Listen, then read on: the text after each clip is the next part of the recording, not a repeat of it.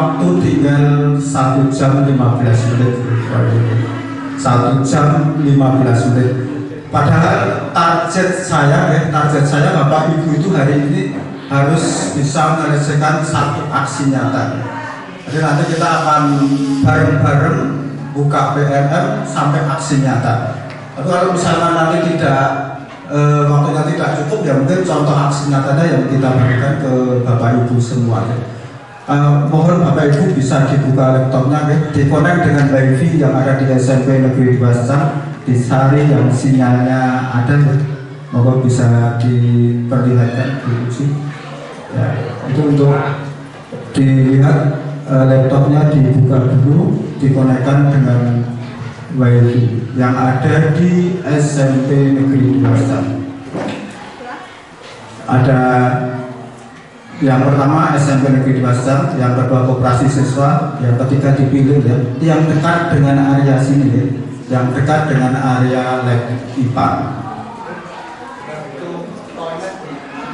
Oh iya. Ibu Bapak untuk toilet di samping pendopo itu ya, toilet untuk tamu ya, untuk Bapak Ibu semua ya. Monggo dibuka dulu Bapak Ibu, dikonekkan WiFi, nanti langsung masuk ke Merdeka Belajar ke PMM. Yang mudah-mudah ya terutama ya.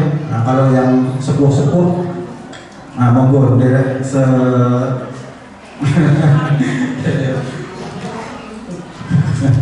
ya maksud saya kalau yang masih sangat masih sangat dekat dengan IT, yang mudah-mudahan biasanya sudah sangat menguasai IT. Mungkin dikorek sudah bisa atau belum, Bu Bapak? Sudah, alhamdulillah. Ya. Sambil semua sudah connect nih, Bu Bapak ya. Kalau sudah connect, silahkan masuk ke PMM pakai Merdeka Belajar ID ya, Bapak ya. Ya. Masuk materi itu sedikit. Ibu Bapak,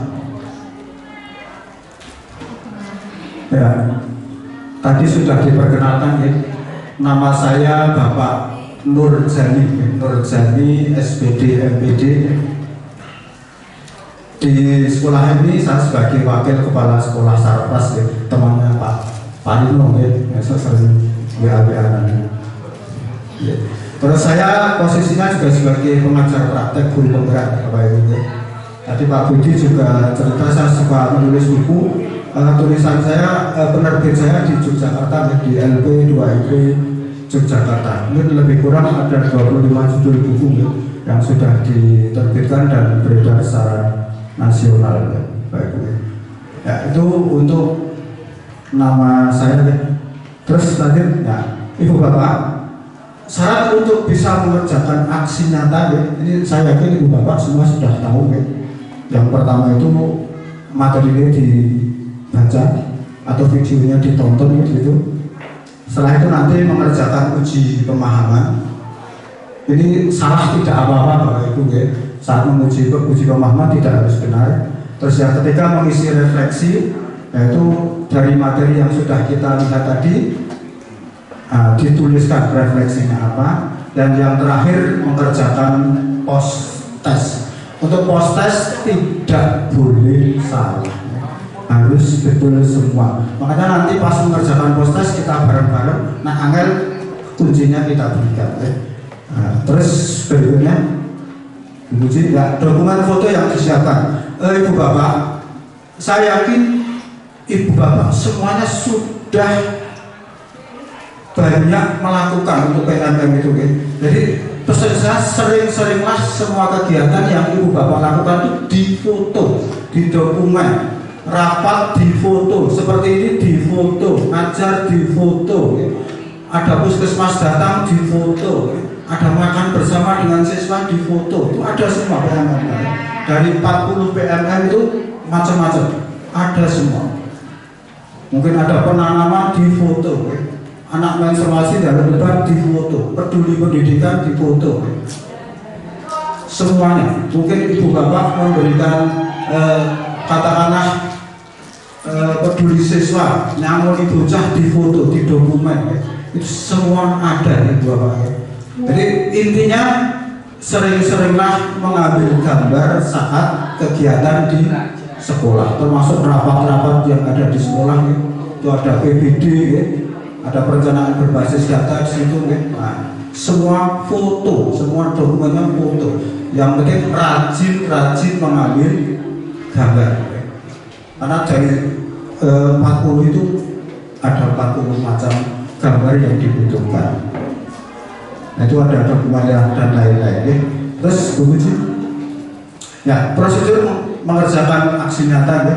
Jadi kalau tadi semua sudah didelok IKB, sudah ditonton IKB sampai postes, ibu bapak baru bisa mengerjakan aksi nyata. Yang pertama pilih, aksi nyatanya dipilih. Ya.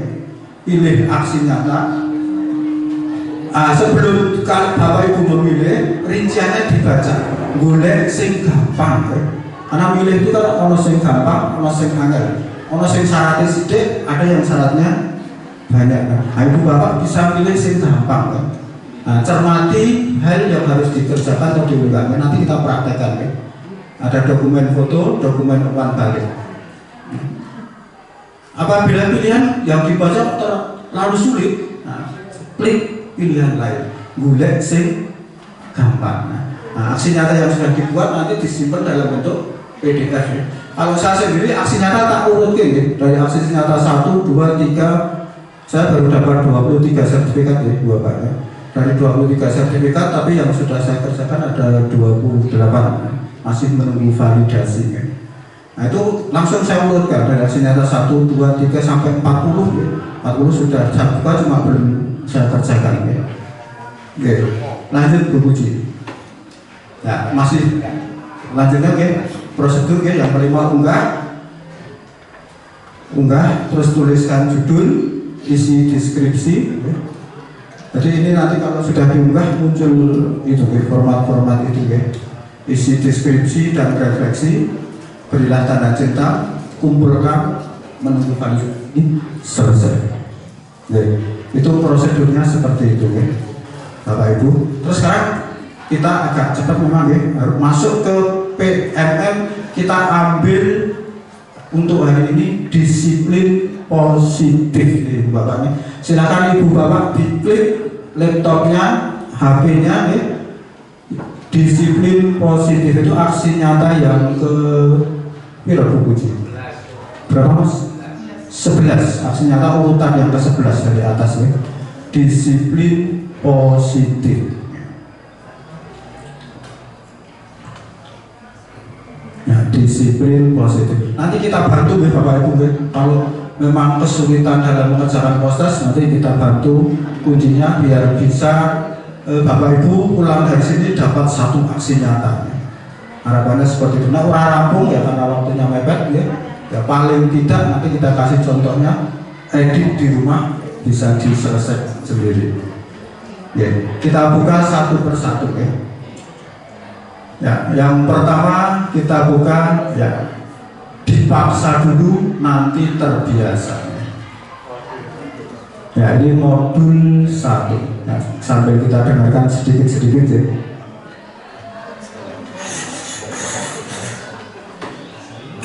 Kalian semua wajib ikut renang. Anak-anak, kalian harus ikut les privat sama ibu ya.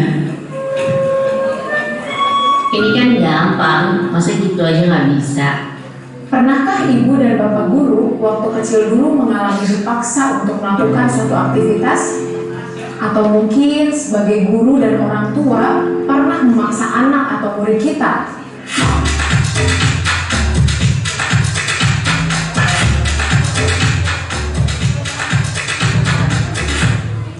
Memaksa terkadang bisa berhasil, setidaknya untuk jangka pendek. Mungkin anak pada saat itu akan melakukannya karena rasa takut. Namun, ada dampak jangka panjang yang mungkin tidak kita sadari, ibu dan bapak guru. Perilaku tidak akan jadi kebiasaan dalam jangka panjang. Perilaku itu hanya akan dilakukan jika ada paksaan dari luar. Karena perilaku tersebut bukan muncul. Ibu bapak mohon nonton lengkapnya di rumah deh. Karena waktunya cuma satu jam 15 menit. Saya yakin tidak akan selesai. Di skip dulu Bu Puji. Jadi intinya memaksa anak atau siswa itu hanya akan berdampak dalam jangka pendek Bapak Ibu. Karena hal itu mungkin justru bisa menciderai pikiran seorang anak. Ya, lanjut Bu. Ya, langsung kita isi latihan pemahaman di Bapak Ibu. Mari kita isi sama-sama. Nah, soalnya sebutkan dampak pemaksaan jangka panjang bagi murid. Nah, apa itu Bapak Ibu?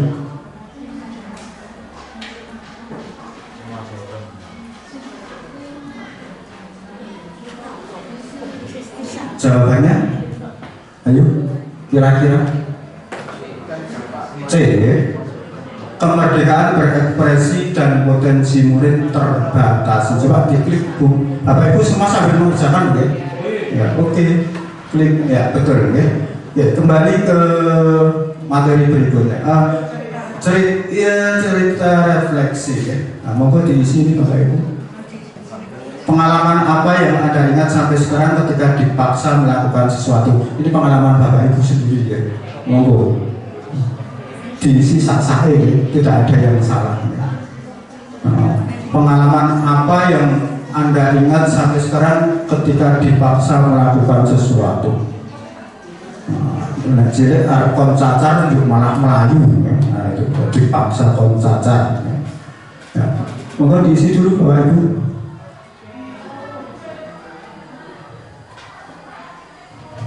Nah, harapannya nanti selesai satu topik, Bapak Ibu membawa pulang satu aksi nyata.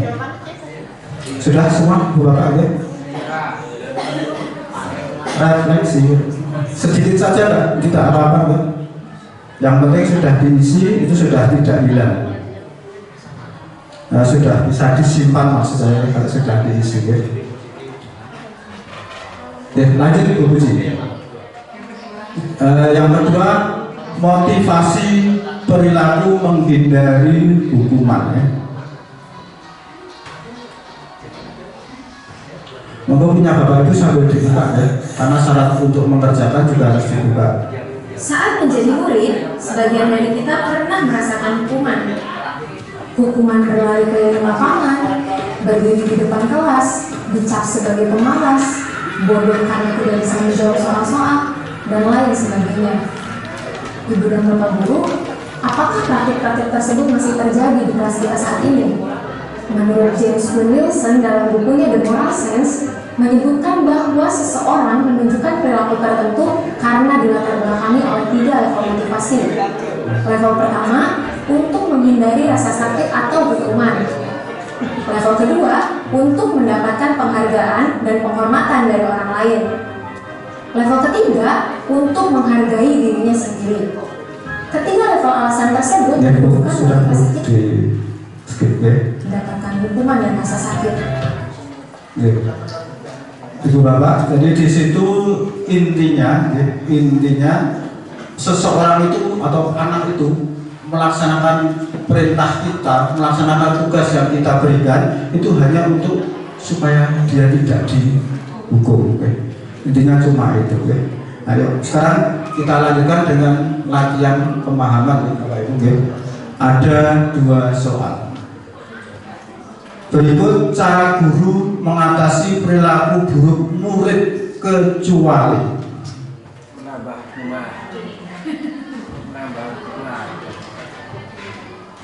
Ya, betul Ibu Bapak. Ya, kita lihat di klip Bu Puji. Ya, betul sekali ya Ibu Bapak. Ya, kita lanjutkan dulu dengan refleksi lagi. Ya. Disilang Bu Puji. Oh, soal yang kedua. Berikut merupakan pendisiplinan level 1. Level 1 itu yang tadi menghindari yang hukuman tapi dengan kekerasan fisik ya. Jawabannya A ya. Menerapkan lari keliling lapangan jika terlambat upacara. Iya, betul sekali. Nah, berikutnya kita isi uji pemahaman uji refleksi. Apa hukuman yang Anda berikan terakhir kali kepada murid dan kapan kejadian itu terjadi? Wah, ini pengalaman Bapak Ibu guru sendiri kan? Kapan Bapak Ibu guru menghukum murid? Mungkin Pak Sabto paling sering berulang. Ya, Pak Sabto berulang kapan mulai murid itu? Monggo sambil diselesaikan ya, Bapak ya. Apa hukuman yang Bapak Ibu berikan terakhir kali ya, pada murid? Kapan waktunya?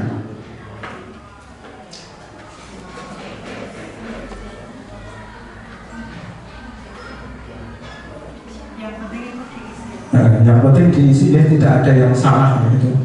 Yang penting diisi, tidak ada yang salah. Jadi yang bawa laptop sedikit gitu orangnya. Kalau aksi nyata enak pakai laptop ya Bapak itu. Tapi kalau cuma bukain enak pakai HP. Iya, kalau bukain pakai HP. Tapi kalau nanti mengerjakan aksi nyata pakai laptop lebih mudah. Ya. Sudah ya, Bapak ya. Terus dilanjutkan ya, motivasi perilaku yang level berikutnya ya. Sama-sama motivasi eksternal. Kalau tadi menghindari hukuman, kalau ini untuk mendapatkan hadiah atau pujian. Waktu itu terikut.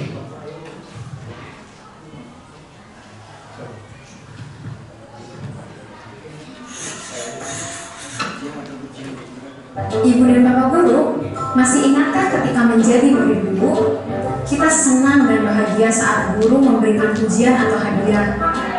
Kita dijanjikan jika menjawab pertanyaan dengan benar, kita dihadiahi coklat atau permen. Ibu Bapak sambil dibuka ya, Kalau tugas selesai dengan cepat, kita bisa pulang duluan. Sudah cukup di Ibu Bapak mendapatkan hadiah atau ujian itu bisa memotivasi siswa, betul, itu bisa memotivasi siswa. Namun ada buruknya juga ya. Kalau anak itu sudah merasa mengerjakan bagus, ya, tulisannya bagus, ya, nilainya bagus, ini orang mulai hadiah, ya.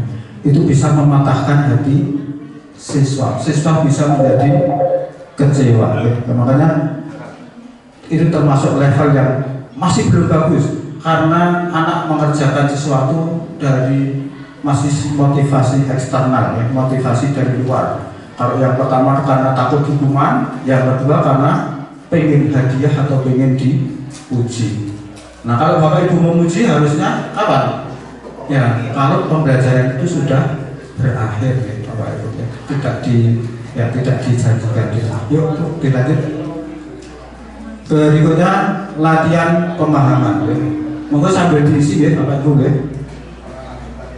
Hadiah atau pujian yang diberikan dapat menjadi motivasi melakukan sesuatu. Nah, pujian, hadiah termasuk jenis motivasi ya eksternal ya Bapak Ibu, karena masih dari luar ya. Tidak terlalu cepat ya Bapak Ibu ya. Bisa mengikuti ya. Ya, alhamdulillah. Ya, terus dilanjut dengan refleksi. Sebutkan pengalaman kegiatan yang Bapak Ibu lakukan karena menginginkan hadiah atau pujian.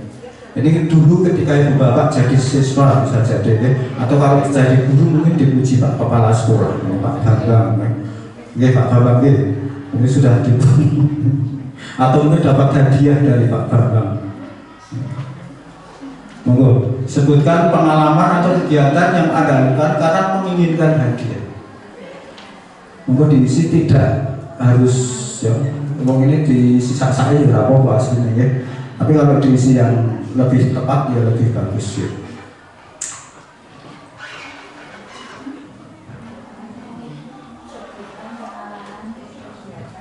Sebutkan pengalaman kegiatan yang Bapak Ibu lakukan karena menginginkan hadiah.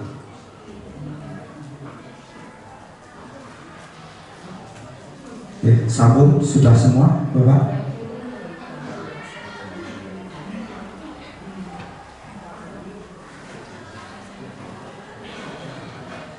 Ini mbak-mbak yang dari Sarbini sudah mbak, yang muda-muda masih cepet ya. Yang tua-tua sudah agak susah nih Pak Umum.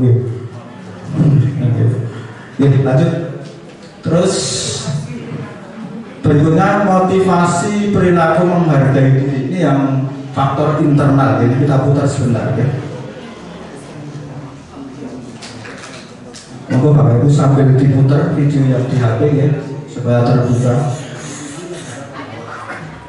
Ada masanya ketika dulu menjadi murid, kita rajin mengerjakan tugas, belajar dengan tekun sampai larut malam, semangat membaca karena rasa ingin tahu, bahkan berkelompok membuat suatu pertunjukan atau prakarya seni.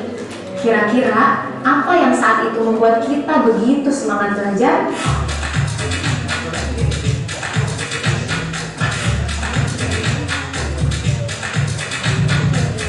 Sekarang mari kita tanyakan dengan sungguh-sungguh pada diri kita masing-masing. Apa yang memotivasi kita menonton video ini? Pertanyaan yang sama bisa kita ajukan untuk murid-murid kita. Sudah Bu. Apa yang membuat mereka? Ya, Bu Bapak. Jadi untuk yang ketiga ini adalah motivasi internal. Jadi anak melakukan kegiatan, melakukan pekerjaan karena dorongan dari dalam diri siswa itu sendiri. Harapannya seperti itu. Ini yang luar biasa ya. Oke, kita kerjakan latihan pemahamannya. Sejak kecil Rian sudah terbiasa untuk belajar secara mandiri.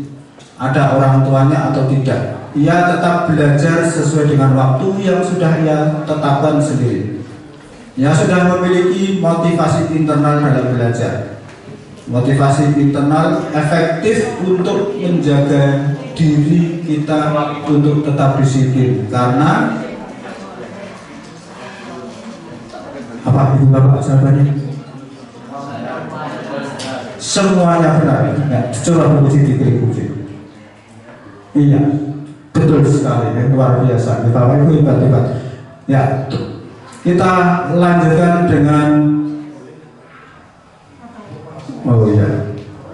wis biasa. Ini post test nih Bapak Ibu ya. Post test, kita kerjakan post testnya. Diklik Bu Uci.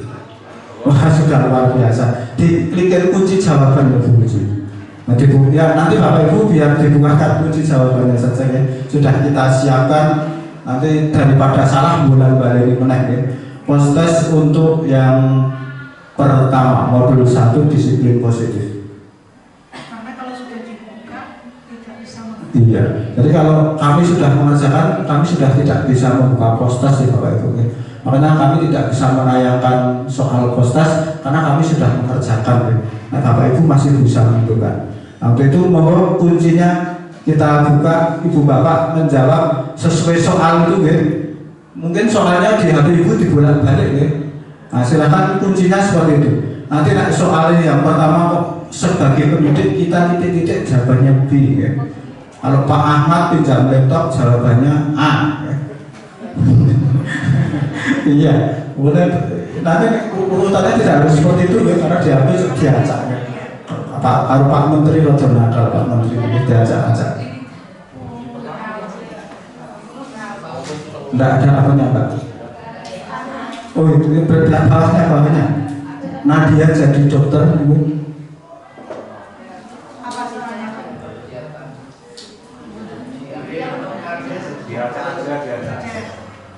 Nadia jadi dokter C.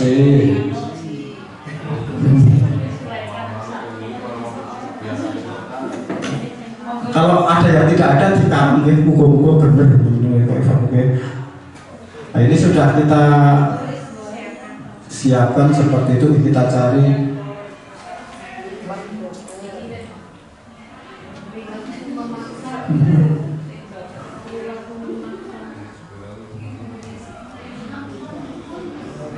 Sudah selesai Pak? Sampun? Sudah luar biasa ya. Monggo sampai postes dikasih jempol ya Pak. Kalau sudah dapat jempol berarti sudah betul semua ya. Sudah luar biasa. Tapi kalau urun jempol ya kon baleni meneh ya. Nah itu harus sampai jempol. Siapa yang sudah jempol? Bukan ada yang sudah jempol? Ini Mbak Yuda sudah jempol. Ah, luar biasa Mbak Yuda. Terus ini sudah Bu. Wah, senjata nanti tunggu, bentar, sip, sudah dibuka. Itu sudah Bu, sudah dapat jempol. Oh, sip. Bu, yang atas Bu diturunkan. Coba barangkali.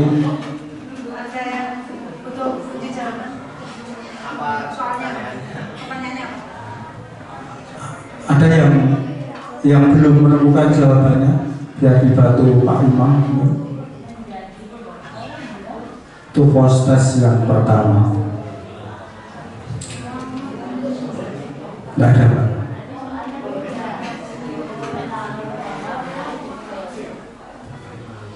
Sudah Pak. Sudah jempol. Oh, soalnya acak. Iya memang soalnya diacak ya. Dari sono memang diacak ya. Masing-masing orang biasanya berbeda. Oh, kadang ada soal baru dari Mas Imam seperti itu. Ada soal baru.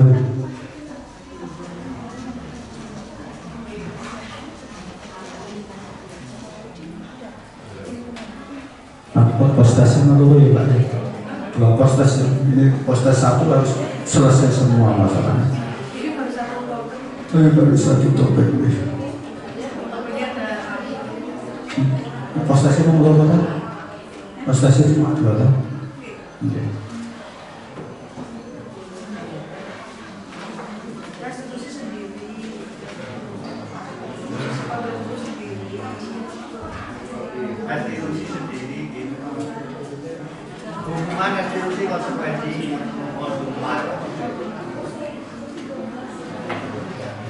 Ya, saya harapkan semua selesai ya.